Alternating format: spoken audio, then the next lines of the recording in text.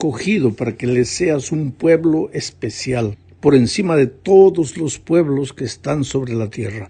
El Señor los quiere y los ha escogido, no porque ustedes sean más numerosos que todos los pueblos, pues ustedes eran el pueblo más insignificante de todos, sino porque el Señor los ama y porque quiso cumplir el juramento que les hizo a sus padres. Por eso el Señor los ha sacado con mano poderosa. Por eso los ha rescatado de la esclavitud y del poder del faraón, el rey de Egipto.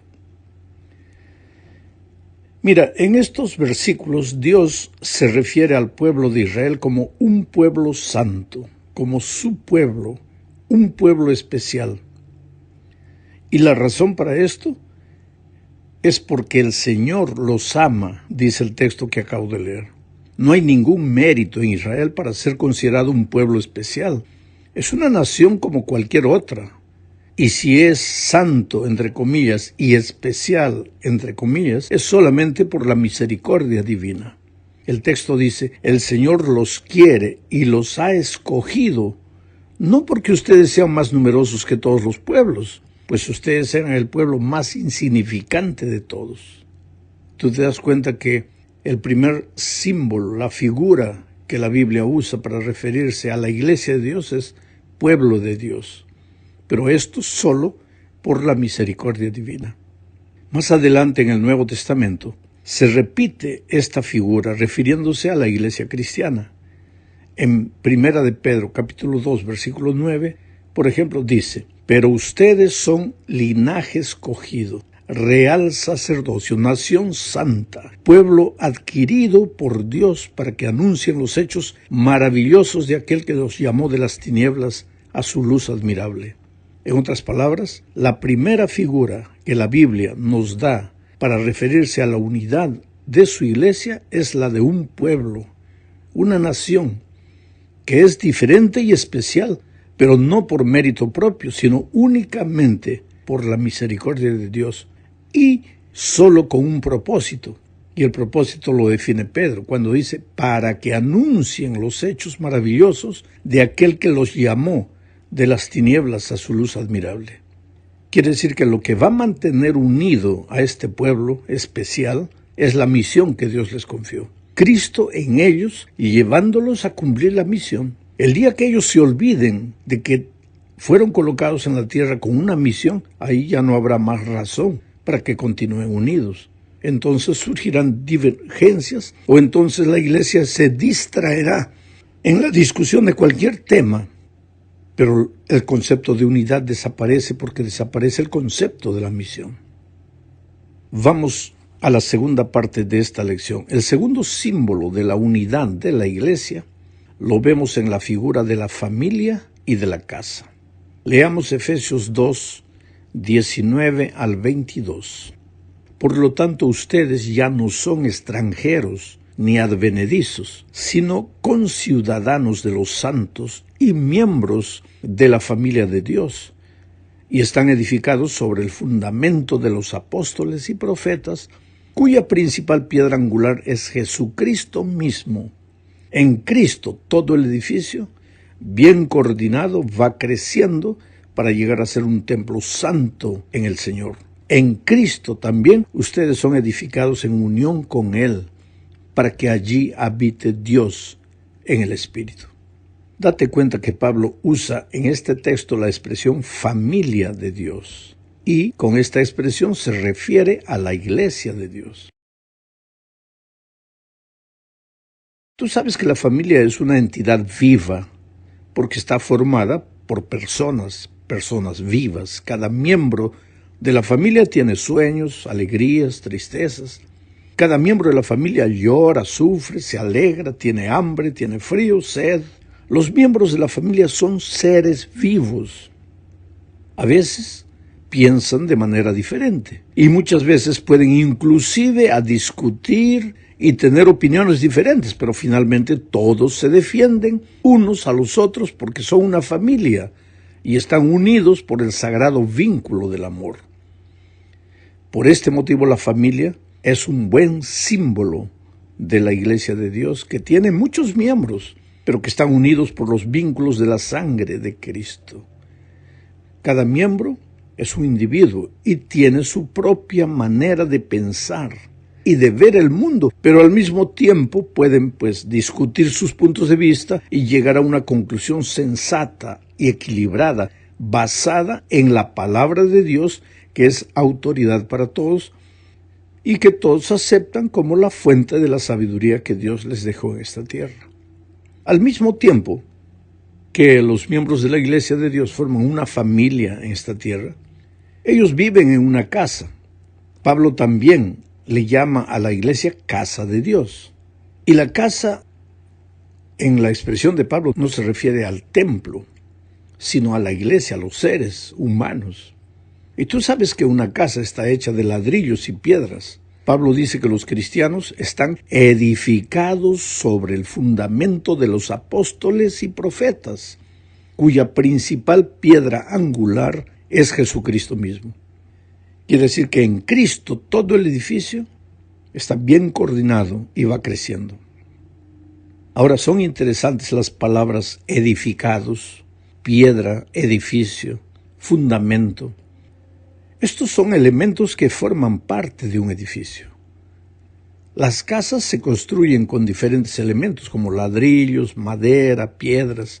En los tiempos de Pedro se construían básicamente de piedras. Por eso el apóstol usa la figura de la piedra y presenta a Cristo como la piedra angular, es decir, la piedra fundamental, aquella sobre la cual será construido todo el edificio. Los miembros de la Iglesia de Cristo pasamos a ser representados como el resto de las piedras de la construcción. Cada uno tiene su función, su utilidad, su forma, pero cada miembro necesita aceptar que no se encuentra solo y que no puede hacer solamente lo que desea. Este concepto Pedro lo deja más claro en 1 de Pedro capítulo 2, versículo 5, cuando dice: también vosotros como piedras vivas, sed edificados como casa espiritual para un sacerdocio santo, para ofrecer sacrificios espirituales aceptables a Dios por medio de Jesucristo. De acuerdo con este texto, somos piedras, pero somos piedras vivas. Quiere decir, tenemos sentimientos, sabemos pensar. Por lo tanto, los líderes de la iglesia, por más que hayan sido colocados en la iglesia por Dios, deben ser sabios y tener en cuenta lo que las piedras vivas sienten y piensan. Entonces, ¿quién debe definir lo que es o lo que no es? ¿Lo que se debe o no se debe? Pues solo el arquitecto. Hebreos 11:10 dice: porque esperaba la ciudad que tiene fundamentos, cuyo arquitecto y constructor es Dios. Dios es el arquitecto. Dios es el que determina todo a través de su palabra. Y si nosotros hemos sido convertidos, y si nosotros hemos aceptado el amor de Dios en nuestro corazón, entonces aprenderemos a vivir respetándonos unos a los otros a la luz de la palabra de Dios. La tercera figura que estudiaremos esta semana para referirnos a la iglesia y su unidad es la figura del templo de Dios. Leamos lo que dice 1 Corintios capítulo 3, versículos 16 y 17.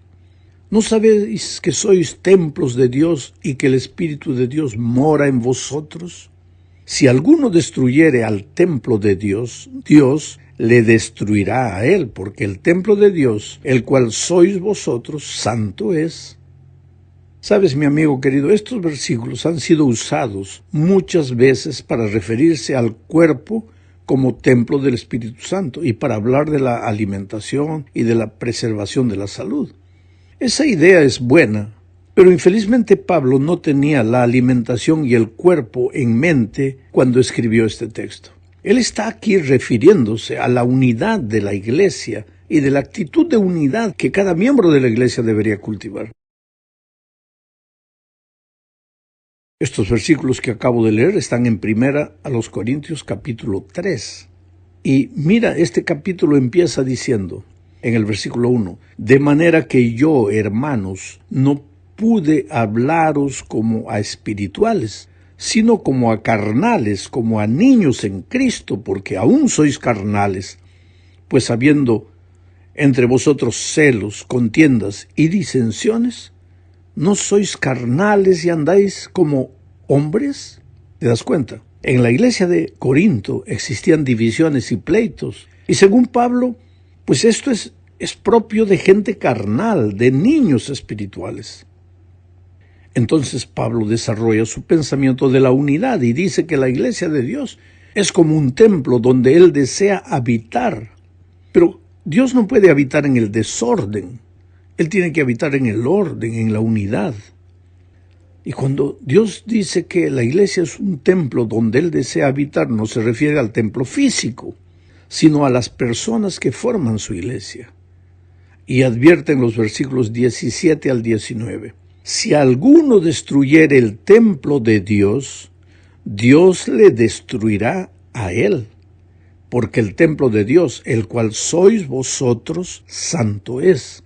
Nadie se engañe a sí mismo. Si alguno entre vosotros se cree sabio en este siglo, hágase ignorante, para que llegue a ser sabio, porque la sabiduría de este mundo es insensatez para con Dios, pues escrito está, Él prende a los sabios en la astucia de ellos.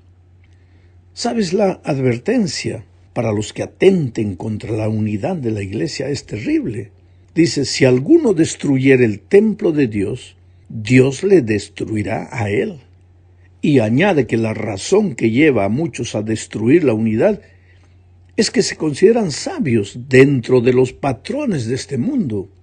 Se consideran sabios, pero él dice, la sabiduría de este mundo es insensatez para con Dios, pues escrito está, Él prende a los sabios en la astucia de ellos. ¿Qué significa esto? Que Dios hace algo interesante con los que se consideran sabios según los patrones de este mundo. El que se cree sabio se enreda solito en sus propios argumentos y palabras. Eso es lo que dice cuando dice que Él prende a los sabios en la astucia de ellos. Vamos a la cuarta parte. Otra de las figuras para hablar de la unidad de la iglesia es la de 1 a los Corintios capítulo 12. Aquí se habla de la iglesia como un cuerpo. El versículo 12 dice, porque así como el cuerpo es uno y tiene muchos miembros, pero todos los miembros del cuerpo, siendo muchos, son un solo cuerpo, así también Cristo. Aquí encontramos otra figura de la diversidad de miembros en la iglesia. El capítulo 12 de 1 a los Corintios empieza hablando de los dones espirituales. Dios no le ha dado a todos los miembros los mismos dones. A cada uno le ha dado un don diferente justamente para que cada uno sienta la necesidad del otro. Siendo así, no somos una iglesia unida en medio de la diversidad, ni a pesar de la diversidad. Necesitamos ser una iglesia unida justamente por causa de la diversidad, porque no todos tenemos todo y cada uno necesita del otro para formar un todo. El hecho de que solos no podemos hacerlo todo, porque Dios no nos ha dado personalmente todos los dones, hace que debamos buscar al hermano y debamos permanecer unidos al hermano. Entonces todos unidos podemos hacer grandes cosas para Dios. Observa la diversidad de los órganos en el cuerpo. La nariz no es semejante al ojo ni al pulmón, y por eso necesita del ojo y del pulmón. No puede decir porque no soy ojo, no soy del cuerpo. Necesita unirse al cuerpo. Observa también que algunos órganos en el cuerpo trabajan de a dos y otros de a uno. Las parejas, esposo y esposo, de a dos. Los pulmones de a dos. Los riñones de a dos. Pero el hígado, uno solo. El corazón, uno solo. Quiere decir que en la iglesia de Dios hay lugar para los que trabajan de dos y para los que trabajan de uno, los solteros. Y finalmente observa que los órganos más necesarios a veces son los que menos aparecen.